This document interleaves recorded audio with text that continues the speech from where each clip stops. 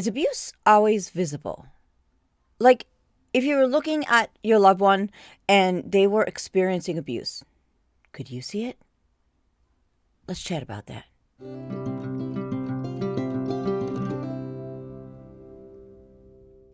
This video is intended for adult viewers only.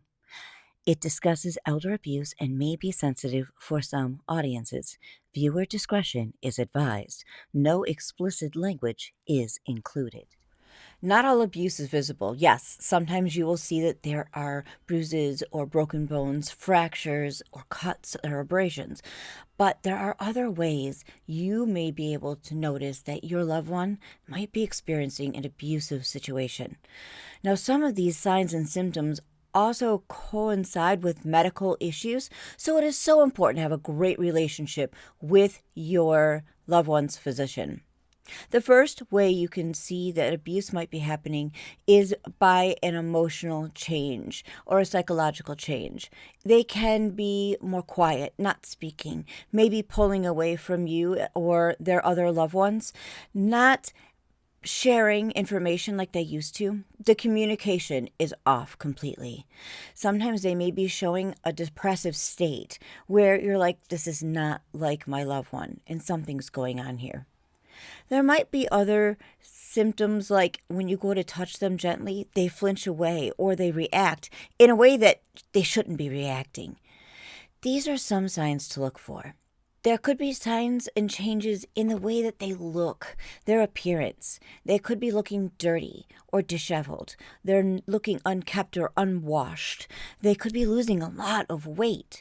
That could be a medical thing, or it could be not getting enough food because someone might be utilizing their funds illegally and they can't pay for the groceries. Or someone's not bringing them food where they used to, so they're going through a neglectful period of time in their life.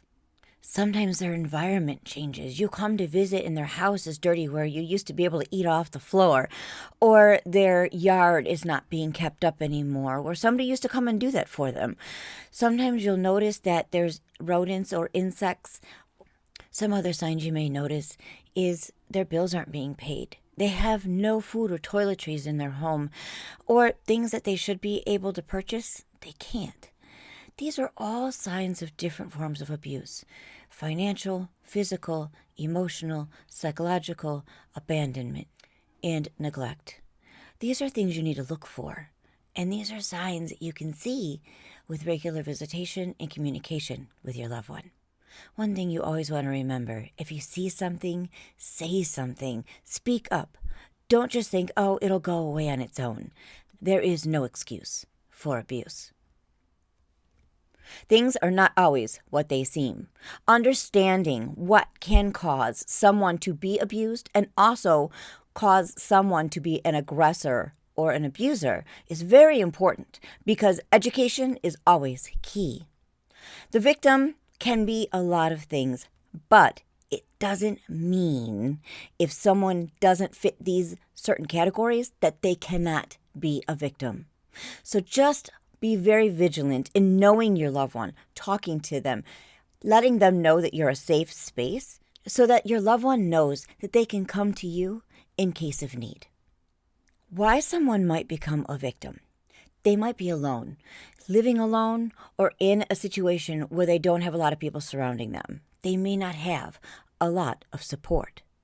They may be confused and unable to make decisions for themselves that are good decisions. There might be an onset of Alzheimer's or dementia, or if they're not eating correctly or drinking enough water, they could be going through some confused states, which makes them unable to make those decisions to say no or to get away from a bad situation.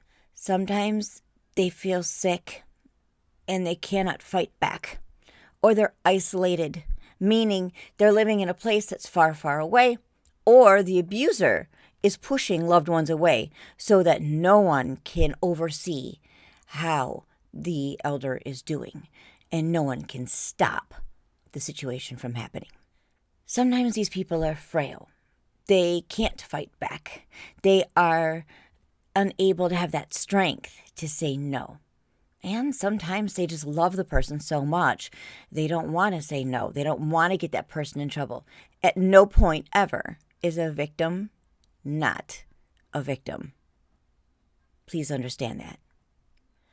Sometimes a person might be going through a depressive time in their lives where they're just in this depressive state and they feel that any kind of behaviors that are done to them are acceptable, or the behaviors or the abusive situation has been happening to them for so long that they're just in a depressive state and they just give up and stop fighting back. Abuse needs to happen in certain situations, in darkness.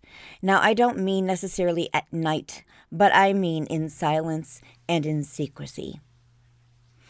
If there is a situation that's going on and people aren't around to see it or stop it, then it will continue. Secrecy is the key. The abuser needs to be in a situation where no one is overseeing what's going on. And now I'm not going to talk long about abuse in long-term care facilities. We're going to do a separate video setup just for that. Years ago, when I worked with a long-term care ombudsman, I would go into long-term care facilities and work with families and the people that lived in the facilities and empower them, assist them, and give them information on how to make sure that everybody was safe, not only staff, but families and residents as well. I would always recommend that the loved ones would visit at different times, never the same time.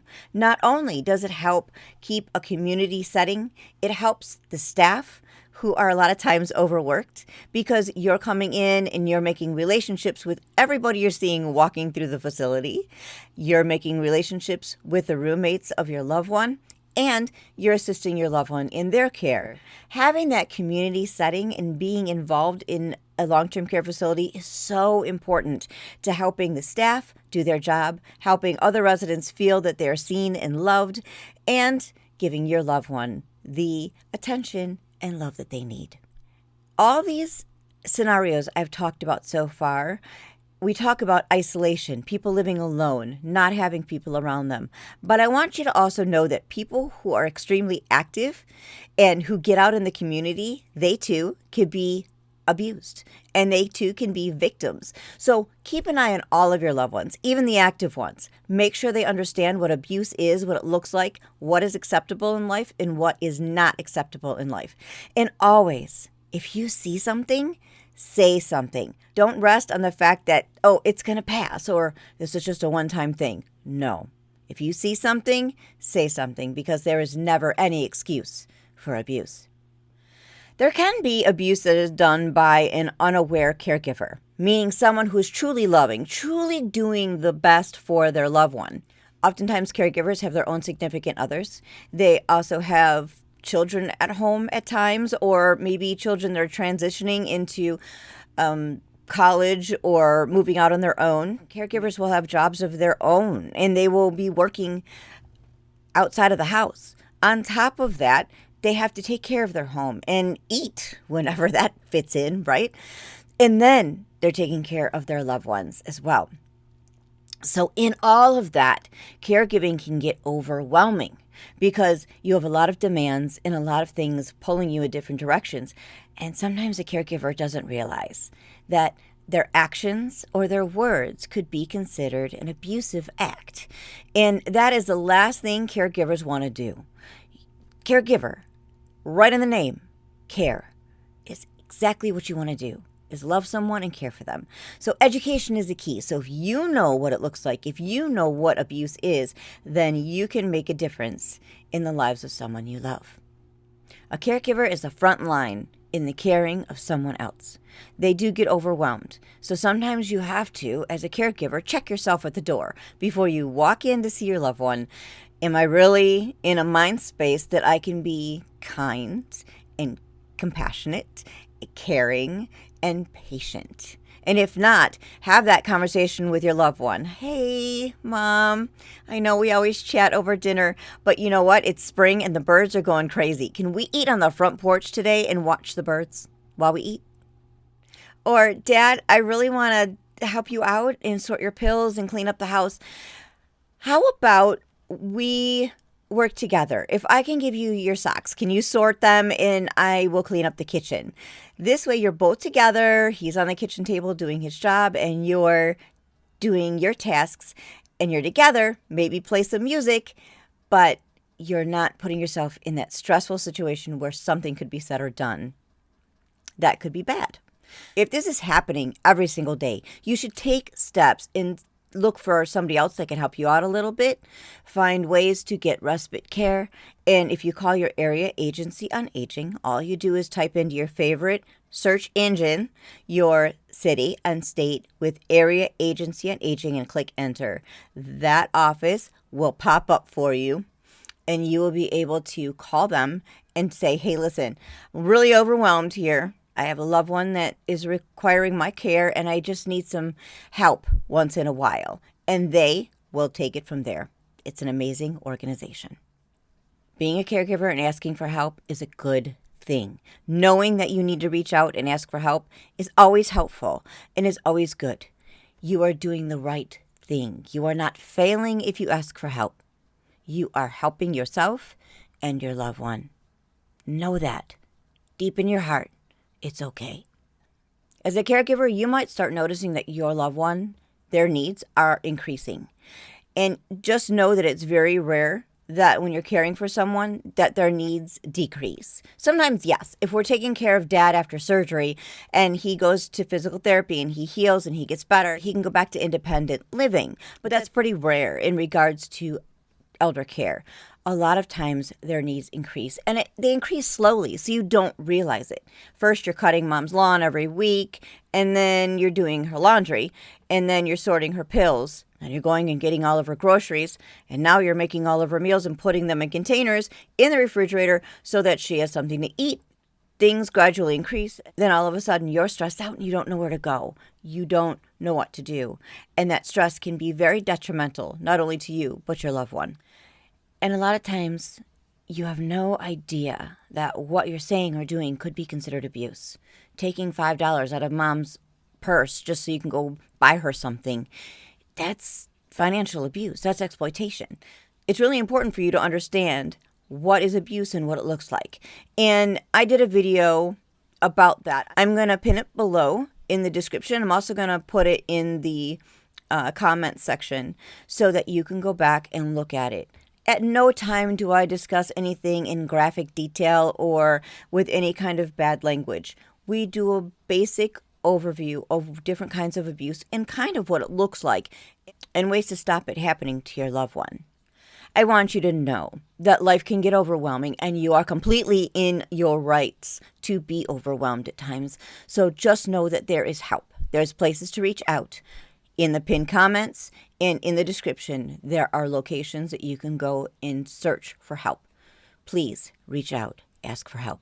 It's so important. Now, let's talk about that unsafe person. This is a person that is going into a relationship with an elder with the full intent of abuse. Now, it may not have started that way, but as things progressed, they were okay with it. And they kept going. They were getting what they wanted out of it, so they kept moving forward with it.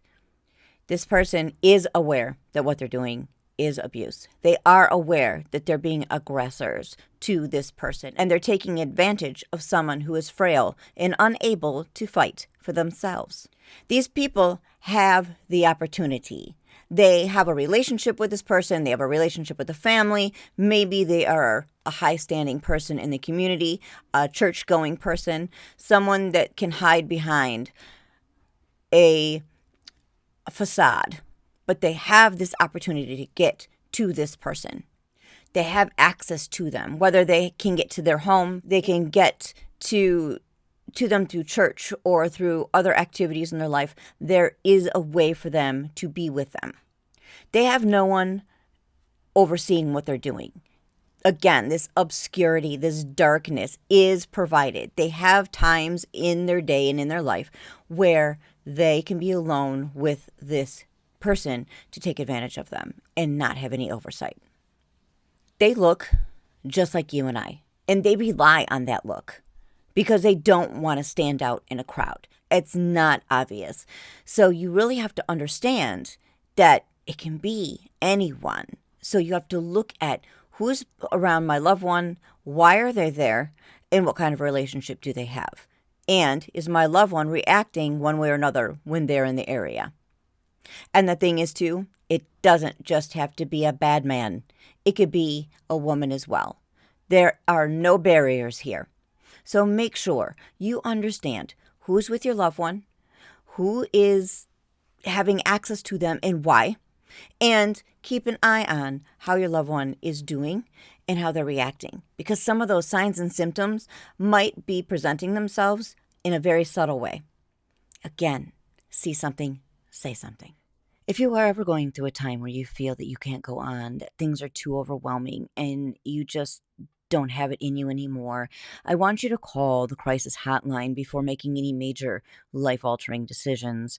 That hotline is 988 in the United States, or you can text 741 741. Please, before you make any life altering decisions, call those numbers, get the help that you need, and know that you are loved, you are appreciated, you are needed on this earth, and that you are part of an amazing community.